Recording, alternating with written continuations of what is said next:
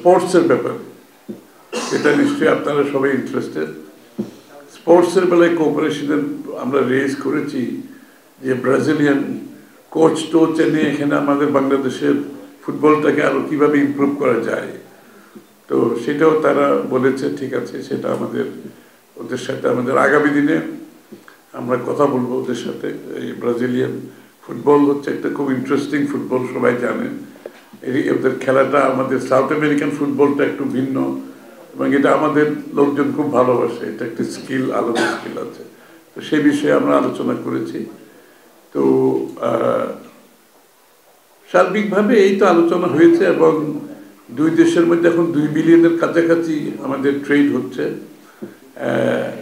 সেই ক্ষেত্রে ব্রাজিলের পক্ষে ব্যালেন্স অফ পেমেন্টটা ব্রাজিলের পক্ষে আছে। আমাদের ওইভাবে রপ্তানি আরও বেশি বাড়াতে হবে, গার্মেন্টসের রপ্তানি বাড়াতে হবে। জুটের উপর একটা এম্বার্গো আছে জুটের উপর, সেটা তাদের প্রোটেকশনের জন্য। তারা কিছু জুট প্রডিউস করে, তো তাদের জুটের উপর প্রোটেকশনের জন্য বাংলাদেশের জুটের উপর একটা এম্বার্গো দেওয়া আছে। সেটা তোলার জন্য আমরা বলেছি তাদেরকে, আমরা অনুরোধ করেছি, কারণ তাদের যে পরিমাণ জুট হয় সেটা তাদের জন্য যথেষ্ট নয়। সুতরাং বাংলাদেশের জুট ওখানে ওই ধরনের বন্ধ করার কোনো সুযোগ নাই।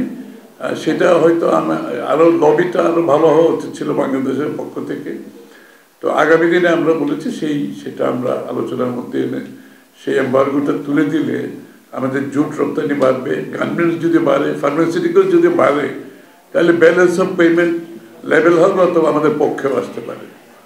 আর এই দেশে তাদের বিনিয়োগের ব্যাপারে বলেছি, বিশেষ করে এগ্রিকালচার এরিয়াতে, এবং তাদের ইন্টারেস্ট আছে। আমি তো বললাম যে আমাদের দুধ প্রোডাকশনের জন্য তাদের একটা ইন্টারেস্ট আছে। গবাদি পশুতে ব্রাজিল অনেক এগিয়ে আছে, কমোডিটিতে এগিয়ে আছে। এইসব জায়গায় তাদের কোঅপারেশন আমরা পেতে পারি, কাজ করতে পারি একসাথে। এবং কালচারাল এরিয়াতেও MOU সই হতে যাচ্ছে অথবা হয়েছে। এখানে আমাদের আছে সাউথ আমেরিকান কালচার, বাংলাদেশের কালচার।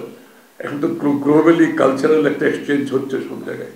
আমাদের কিছু ছেলেমেয়েরা সেখানে পড়তে গিয়েছে ইতিমধ্যে।